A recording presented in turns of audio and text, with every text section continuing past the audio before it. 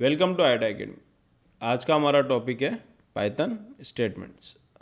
आज कवर करने वाले कि पाइथन स्टेटमेंट्स होते क्या हैं। सिंपल टॉपिक है बट इम्पोर्टेंट टॉपिक है, तो हम इसको देखेंगे कि होता क्या है पाइथन स्टेटमेंट्स।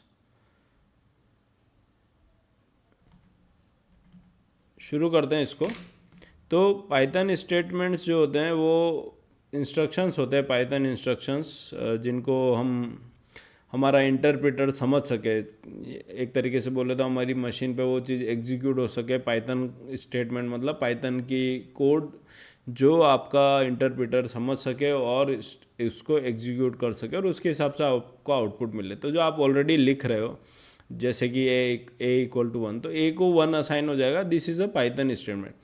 मोर इम्पोर्टेंट क्या है कि इन स्टेटमेंट्स को अलग अलग तरीके से लिखा जा सकता है, वो हम देखने वाले हैं आज।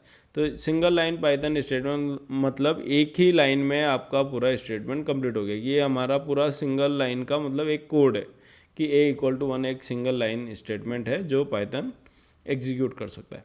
हम मल्टी लाइन स्टेटमेंट भी लिख सकते हैं। ये मल्टी लाइन स्टेटमेंट है, मतलब एक ही स्टेटमेंट मल्टीपल लाइन्स तक जा रहा है। और उसके बाद हम अगर हमें इस ऐड करना है कोई नंबर, सपोज़ मैं इसको हटा देता हूँ ब्रैकेट्स को, तो अगर ये भी हटा देता हूँ ज़्यादा बड़ा हो जाएगा, ठीक है। मैंने ऐसा कोड लिखा है।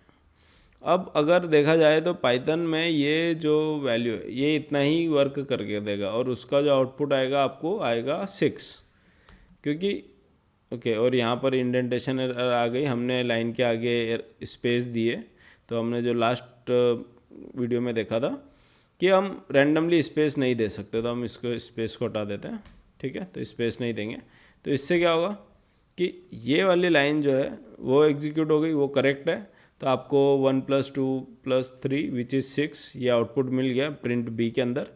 पर ये जो दो वैल्यूज़ है या ये जो दो लाइन्स है ये गार्बेज वैल्यू या एक तरीके से रैंडम वैल्यूज़ की तरह है। हमें एरर नहीं देगी बट ये गार्बेज वैल्यू है, हमारे कोड में है, पर इनका कोई मतलब नहीं है 20 से।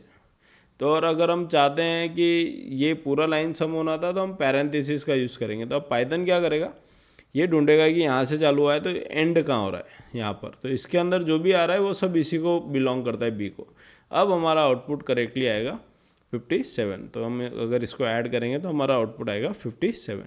तो मल्टी लाइन स्टेटमेंट लिखने के लिए हमें ध्यान देना है कि अगर हम इस तरीके से लिख रहे हैं तो हम पैरेंथेसिस का यूज़ करें, और अगर हम पैरेंथेसिस का यूज़ नहीं कर रहे तो हम बैकस्लैश का यूज़ करें। तो बैकस्लैश जो है वो लाइन कंटिन्यूएशन कैरेक्टर है, ठीक है। मतलब कि ये बताता है कि जो ये नेक्स्ट लाइन आ रही है ये ऊपर वाली लाइन का ही पार्ट है। ये वाला बैकस्लैश भी बता रहा है कि ये जो नेक्स्ट लाइन है वो भी ऊपर वाली लाइन का ही पार्ट है। तो ये बैकस्लैश लाइन कंटिन्यूएशन कैरेक्टर है। तो इसके थ्रू भी हम मल्टी लाइन स्टेटमेंट लिख सकते हैं। पर इम्पोर्टेंट चीज़ यहाँ पर ये है कि हम जो हमारे लिए ज़्यादा रीडेबल है, जो ज़्यादा आसान है समझने के लिए, वो हम यूज़ करें। तो हम यूज़ करेंगे पैरेंथेसिस वाली चीज़ों का रादर देन बैकस्लैश का। पर आप देखोगे ऐसे ही कहीं पे किसी के कोड में तो बैकस्लैश का मतलब होता है line continuation character, okay. Same यहाँ पर अलग है, यहाँ पर है multiple statements in single line. तो एक ही लाइन के अंदर हमने मल्टीपल स्टेटमेंट लिखे। जब हमें ऐसा लिखना होता है तो हम यूज़ करते हैं सेमीकोलन का।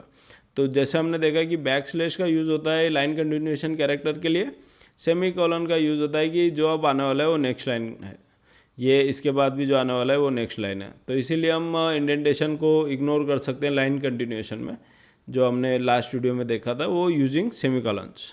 तो सेमीकोलन बताता है कि ये वाली चीज़ कंप्लीट हो गई है, अब हम ये नई चीज़ है और ये नई चीज़ है। तो इसके बाद हम इस तरीके से भी कर सकते हैं, लेकिन अगेन इस चीज़ को हम इस तरीके से भी कर सकते हैं। तो मैं रेकमेंड करूँगा कि हम ये चीज़ यूज़ करें रादर देन ये वाला पार्ट। पर आप लोगों के कोड में देखोगे इसलिए ये रहेगा वहाँ पे। इसलिए हमें ये समझना ज़रूरी है कि लोगों के कोड में रहेगा तो हमें पता होना चाहिए कि क्या हो रहा है क्या नहीं हो रहा है। वैसे ही यहाँ पर सेम काम हम a = 10 b = 20 सिंपल वे में भी कर सकते हैं। तो मैं स्टार्टिंग जो हम करेंगे पाइथन में, हमें ये प्रेफर करना चाहिए जो हमें चीज़ें समझ में आती है उससे हम स्टार्ट करें। सिंटैक्सिंग में ज़्यादा हम घुस के हम गलतियाँ नहीं करें, वो ज़्यादा बेटर है कि हम फोकस करें कि हमें हमारा काम हो रहा है, मेनली हम उस पर फोकस करें। हमें काम हो रहा है और हमें वो समझ में आ रहा है कि वो क्यों हो रहा है और कैसे हो रहा है, उस पर हमें ध्यान देना है, ठीक है, ओके। Thank you.